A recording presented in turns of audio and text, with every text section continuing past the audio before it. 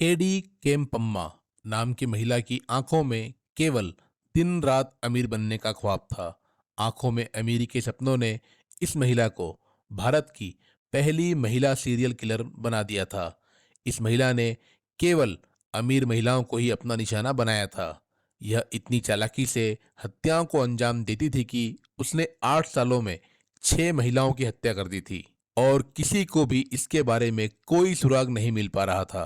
KD Kempamma नाम की महिला ने इंसान तो छोड़ो, भगवान को भी नहीं छोड़ा था। यह भगवान के चरणों में ही सीरियल किलिंग जैसा घिनौना काम किया करती थी। कर्नाटक की रहने वाली और भारत की पहली महिला सीरियल किलर को साइनाइड मल्लिका के नाम से भी जाना जाता है। इसका यह नाम यूं ही नहीं पड़ा, बल्कि इसके क्रूर कृत्य के कारण केम्पम्मा को साइनाइड मल्लिका के नाम से जाना जाता है, क्योंकि यह साइनाइड मिलाकर ही हत्याओं को अंजाम देती थी।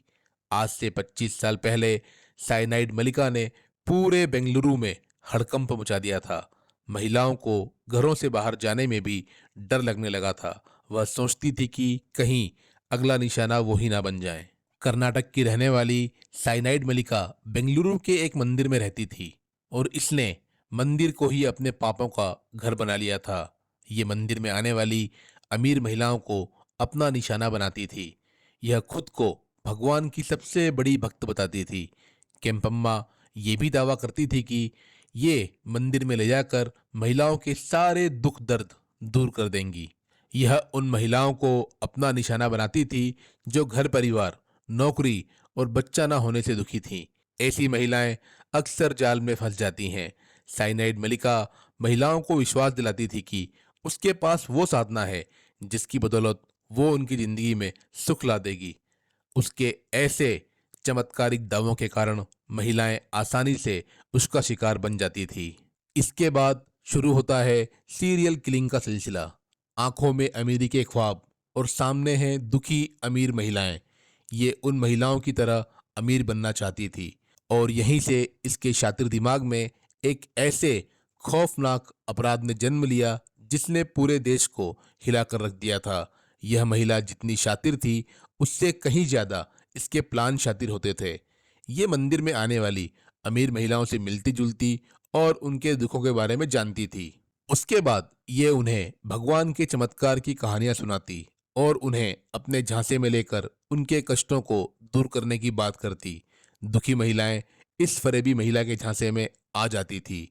यह उन्हें एक खास अनुष्ठान के लिए सुनसान जगह पर बुलाती। साथ ही यह महिलाओं को यह भी कहती कि आप पूरी तरह से तैयार होकर आइएगा, मतलब अच्छे कपड़े और शरीर पर सारे गहने पहनकर।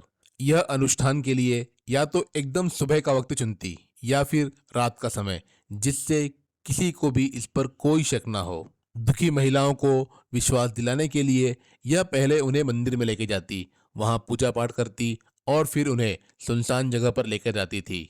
वहां ले जाने के बाद यह दोबारा अनुष्ठान करती, फिर महिला को आंख बंद करने के लिए कहती। इसी दौरान यह महिला के प्रसाद में साइनाइड मिलाती और फिर उस महिला को दे देती। साइनाइड मिले हुए प्रसाद को खाने के बाद मौके पर ही महिला की मौत हो जाती थी। उसके बाद यह महिला के शव पर पहने हुए एक एक गहने को उतार लेती और सारे पैसे लेकर वहां से फरार हो जाती थी। साइनाइड मलिका ने साल 1999 में बेंगलुरु की रहने वाली ममता राजन को अपना पहला निशाना बनाया था। महिला से चिकनी चुपड़ी बातें की और उसके दुखों को कम करने के नाम पर फरेब धार्मिक अनुष्ठान किया और प्रसाद में साइनाइड मिलाकर उसकी हत्या कर दी। इसी साल इसने 5 अमीर महिलाओं की हत्या कर दी थी। कर्नाटक में महिलाएं खौफ में रहने लगी थी, क्योंकि आए दिन अखबारों में अमीर महिलाओं की मौत की खबरें छपती, लेकिन कातिल कौन है ये बेनकाब नहीं हो रहा था। लेकिन फिर उसने अपना प्लान चेंज किया। पुलिस को इस पर शक न हो, अब इसने कुछ सालों तक हत्या नहीं की और यह अमीर घरों में जाकर साफ सफाई का काम करने लगी। इसी दौरान यह एक घर में चोरी करते हुए पकड़ी गई, जिसके बाद इसे 6 महीने के लिए जेल की सजा सुनाई गई थी। जेल से बाहर आने के बाद इसके अमीर बनने के ख्वाबों ने एक बार फिर तूल पकड़ लिया और इसने हत्याओं का वही पुराना पैतरा अपनाया। 5 कत्ल करने के बाद इसने साल 2006 में बड़ी घटना को अंजाम दिया। साइनाइड मलिका ने इस बार बेंगलुरु की रहने वाली नागवेणी नाम की एक बेहद अमीर महिला को अपना निशाना बनाया। नागवेणी को कोई संतान नहीं थी, इसलिए वह आसानी से इस फरेबी महिला के जाल में फंस गई। उसी पुराने अंदाज में केम्पम्मा ने पूजा पाठ और एक खास साधना करवाने के लिए इस महिला को भी सुनसान इलाके में ले जाकर साइनाइड दे दिया।